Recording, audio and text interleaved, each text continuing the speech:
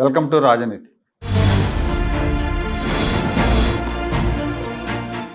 ఆంధ్రప్రదేశ్ రాజధాని అమరావతి క్వాంటమ్ వ్యాలీలో హైదరాబాద్లో సైబర్ టవర్స్ తరహాలో క్వాంటమ్ టవర్స్ నిర్మిస్తున్నారు.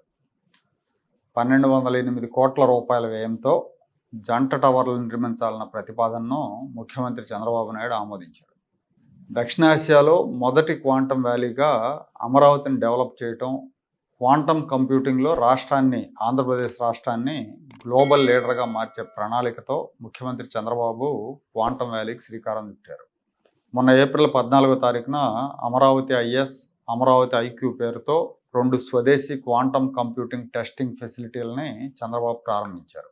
ఈ క్వాంటమ్ వ్యాలీలో 2029 నాటికి $1 బిలియన్ పెట్టుబడులు ఆకర్షించాలని, 90,000 మందికి ఉద్యోగాలు కల్పించాలని లక్ష్యంగా పెట్టుకున్నారు. సిఆర్డిఏ ప్రతిపాదించిన ఈ జంట టవర్లో ఆంధ్రప్రదేశ్ ఆర్థిక సాంకేతిక ముఖచిత్రాన్ని మార్చే మెగా ఐకానిక్ టవర్లుగా నిలుస్తాయని చెప్తున్నారు. ఐబిఎం, గూగుల్, మైక్రోసాఫ్ట్ వంటి అంతర్జాతీయ కంపెనీలు వాళ్ళ క్వాంటమ్ రీసెర్చ్ సెంటర్లను, వాళ్ళ రీజనల్ హెడ్ క్వార్టర్స్ను ఈ టవర్లలో ఏర్పాటు చేయడానికి ఆసక్తి చూపే అవకాశం ఉంది.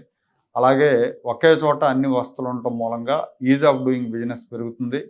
ఇక్కడ ఏర్పాటు చేసే ప్రత్యేక ఇంక్యుబేషన్ సెంటర్ల వల్ల కొత్త స్టార్టప్లకు తక్కువ ఖర్చుతో ఆఫీస్ స్పేస్, మెంటర్షిప్, నెట్వర్కింగ్ లభిస్తాయి.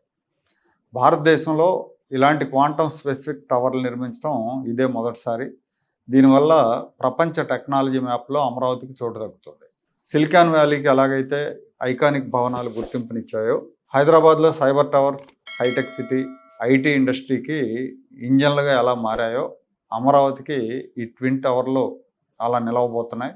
ఈ ట్విన్ టవర్ల నిర్మాణం వల్ల అమరావతి, విజయవాడ, గుంటూరు ప్రాంతాల్లో రియల్ ఎస్టేట్ రంగానికి కూడా మంచి ఊపు వచ్చే అవకాశం ఉందని చెప్తున్నారు.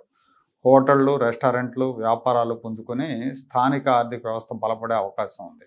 ఈ ట్విన్ టవర్లు అమరావతిని నాలెడ్జ్ ఎకానమీ దిశగా నడిపించే ఒక పవర్ హౌస్గా పనిచేస్తాయని నిపుణులు చెప్తున్నారు.